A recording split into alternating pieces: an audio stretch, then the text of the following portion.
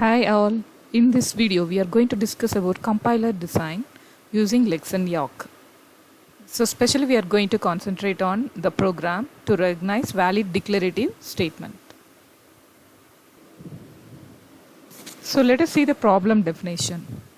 The problem definition is write Yawk program to accept a statement and do the following error reduction. So we want to check for valid declarative statement and intimate the errors to users. So first for developing the Yawk program, we need to write both the Lex and Yawk program. So in the Lex program, we need to include y.tab.h. So this file will be created when we give our Yawk program to the Yawk tool.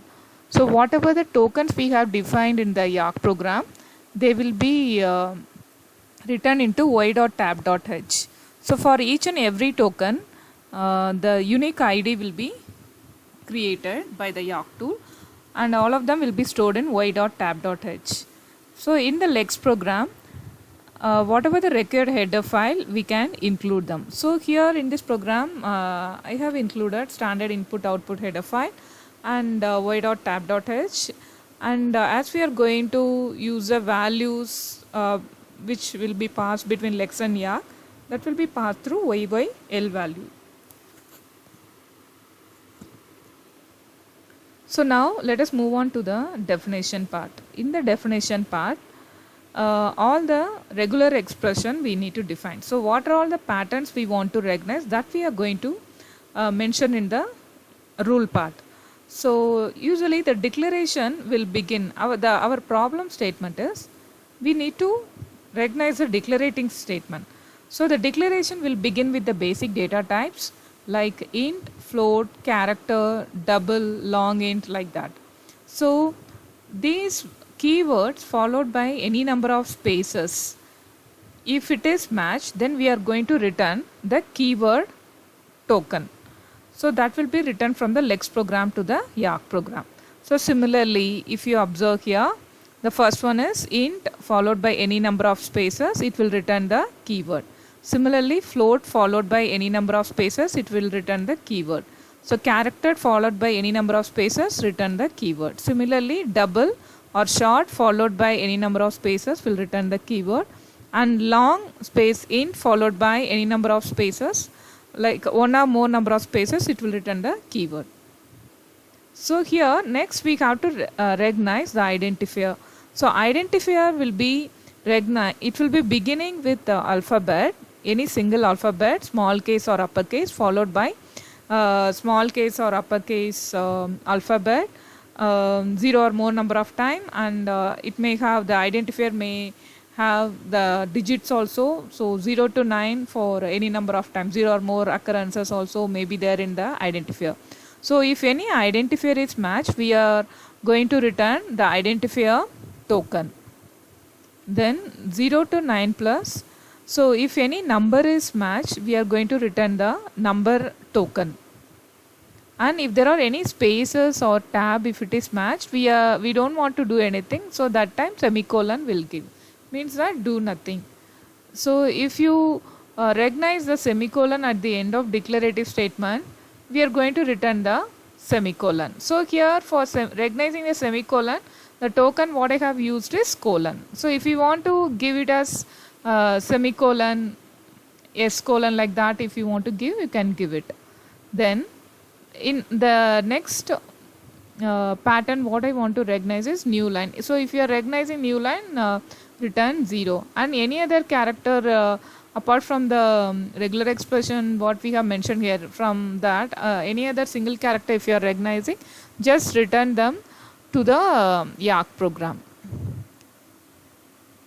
So here the YY wrap function also we have to redefine. So if anything is mismatching, that we will put back to the lexical analyzer buffers. So that will be done through the YY wrap function. So now let us move on to Yawk program. So here, so in the definition part, include the required header file. So I have included standard input output header file, and what are all the variables you need, you can declare them in the definition part. Then here, what are the tokens we want to use in the Yak program? We can define them. So they are percentage token. So identifier, keyword, colon, comma, number. So all these terminals will be recognized by the LEX program, and accordingly the token identified will be returned to the Yak program. So let us move on to the rule part of the Yak program. So the first rule is statement, declarative statement produces list. So instead of the arrow mark what we write in the theory, instead of that, here in the Yak program colon we need to write. So statement colon list, declarative, the declarative statement, the list of variables will be declared. So the list we need to give here. So if it is matched, declaration is validated, we want to print. So this rule is ending, so we need to terminate with semicolon. So now in the declarative list of variables, how will it begin? So list produces keyword followed by the list.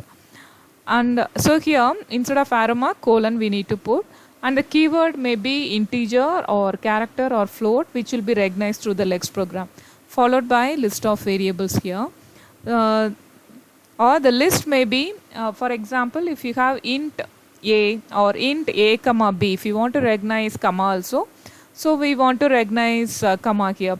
So this comma can be written by, if you observe in the LEX program, so here if we recognize any other character, here we are just returning yy text of 0.